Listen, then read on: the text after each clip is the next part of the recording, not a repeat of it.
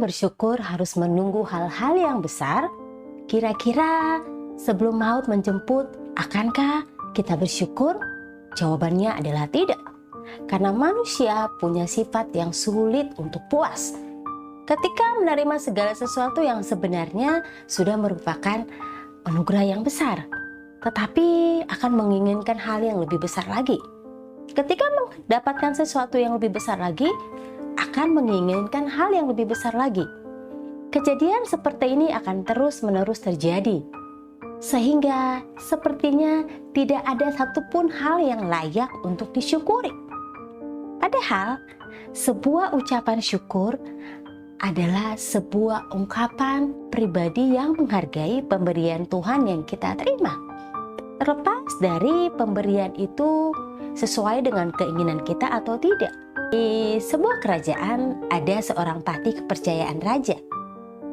Suatu hari seorang pangeran ingin pergi berburu dan sang raja mengutus patih kepercayaannya itu untuk menemani pangeran berburu di hutan. Dalam perjalanan ada saja hal-hal yang membuat pangeran marah kepada sang patih itu. Kaki kuda yang patah, makanan yang kehabisan, minuman yang habis, sehingga murka pangeran pun semakin bertambah ketika patih menemukan sebuah kelapa untuk diminum airnya dan dimakan daging kelapanya. Pada saat pangeran makan daging kelapa itu, gigi pangeran patah. Patih tertawa dan berkata, "Mengucap syukurlah pangeran, karena segala sesuatu yang terjadi pasti ada tujuannya." Itu membuat pangeran marah dan menjadi murka, sehingga pangeran memasukkan patih ini ke dalam sebuah sumur kering. Pangeran berburu sendiri di hutan, tapi hal yang buruk terjadi kepada pangeran.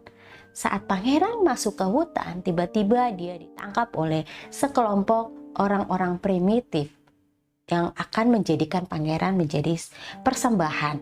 Dan pada saat itu Algojo melihat gigi pangeran yang patah. Bagi orang primitif ini, gigi yang patah itu merupakan persembahan yang tidak sempurna, sehingga mereka menganggap bahwa pangeran tidak layak untuk dipersembahkan. Kemudian mereka melepas pangeran dan pangeran bebas. Pangeran teringat akan ucapan patih yang dia masukkan ke dalam sumur. Lalu pangeran melepaskannya dan pangeran berterima kasih. Sang patih juga berterima kasih kepada pangeran, karena jika patih tadi ikut bersama dengan pangeran, maka tentunya dia yang akan dipersembahkan oleh orang-orang primitif tadi. Mengucap syukur dalam segala keadaan memang hal yang sulit, tetapi itu harus kita lakukan karena mengucap syukur ternyata punya manfaat. Ada 5 manfaat yang kita dapatkan jika kita suka mengucap syukur. Yang pertama, bahagia.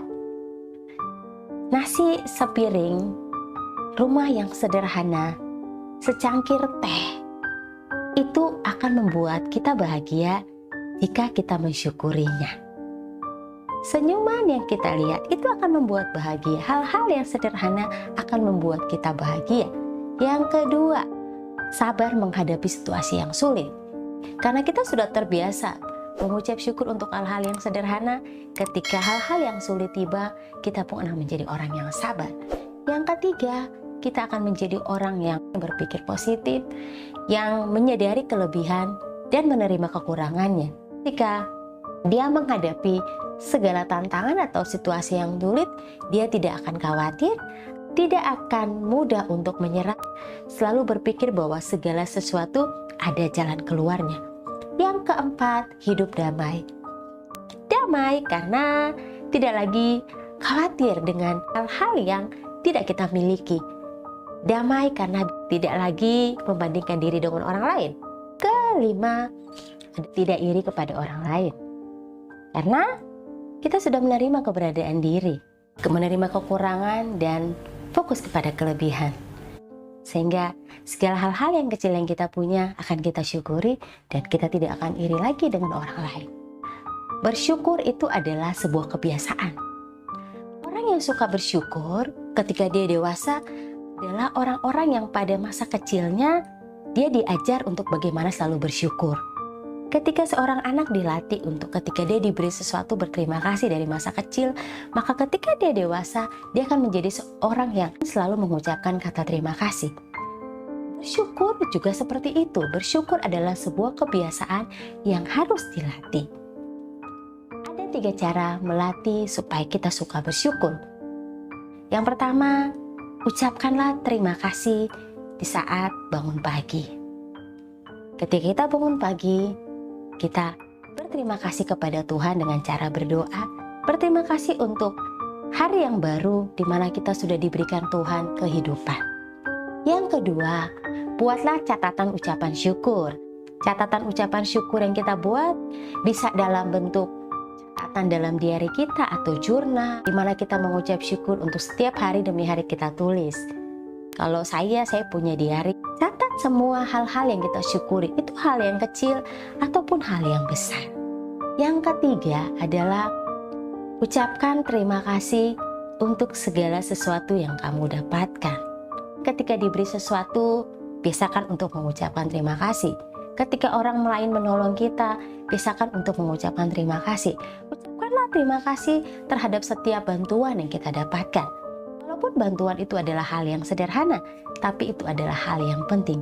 Ketika kita melakukan 3 hal ini, maka kita akan menjadi orang-orang yang suka bersyukur.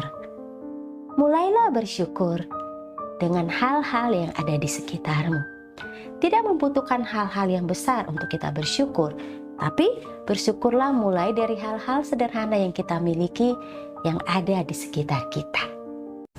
Bahagia bukan milik dia yang hebat dalam segalanya, namun milik dia yang selalu bersyukur dalam hal-hal sederhana yang ada dalam hidupnya.